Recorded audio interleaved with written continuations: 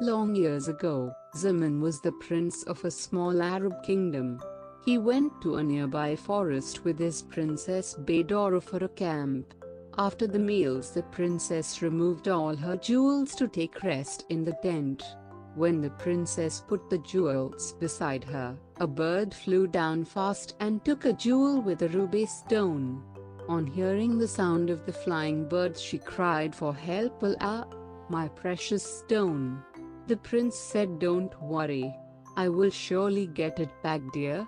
He soon hurried towards the direction of the flying bird which took the jewel. The prince ran very fast as he could, but it was very difficult for him to chase the bird by land. In a few minutes the bird was far away and finally went out of sight.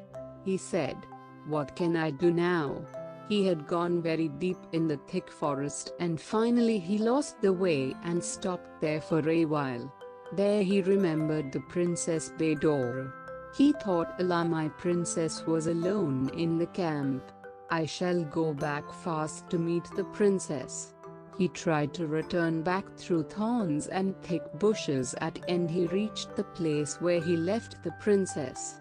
But for his shock there was no princess. So he cried, "Oh my dear Baydora, where are you, dear?" But it was in vain.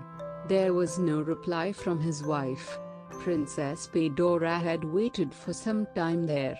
She was scared by the forest animals. So she wandered here and there and finally came to a kingdom on the other side of the forest. The kingdom was ruled by King Aram. She narrated what happened in the forest.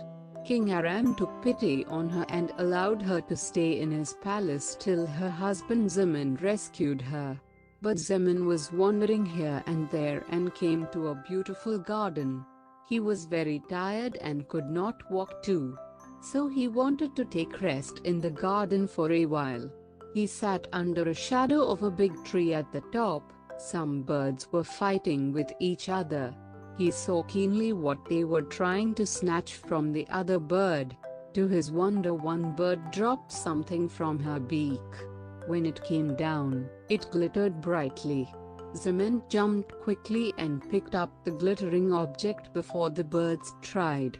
On seeing the object he shouted in joy, "Here is my wife's ruby, I am very lucky. Oh God!" and put it in his bag. But he felt sad because he missed his Baydora and could not find her anywhere in the forest. After some days Prince Zaman reached the kingdom of King Aram.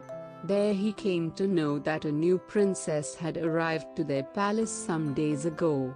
He prayed to God, "Oh God, it shall be the Princess Baydora." He wanted to find the princess in disguise. So he disguised himself as a merchant and took a jar of honey to the King Aram's palace. There he dropped the ruby stone in the jar of honey and asked to God to present it to the new princess only. The god gave the jar to the new princess. The princess asked her servant to pour the honey into a pot. To her surprise, she found the ruby stone in the jar which was stolen by the bird in the forest. As she found the ruby, she shouted in joy, "Oh, my ruby!" Asked herself, how did the merchant get her ruby? Soon the princess ordered her servant to bring the merchant to her. Immediately they brought the merchant before the Princess Baydora. On seeing the walk and face of the merchant, she identified her prince and said, "Oh prince, are you in disguise?" The Prince Zaman cried in joy, "Oh princess, my Baydora!" Soon both of them met the King Aram and the prince described the past incidents to him. King Aram sent them with greetings to their kingdom. Zaman's sincere effort was fruitful.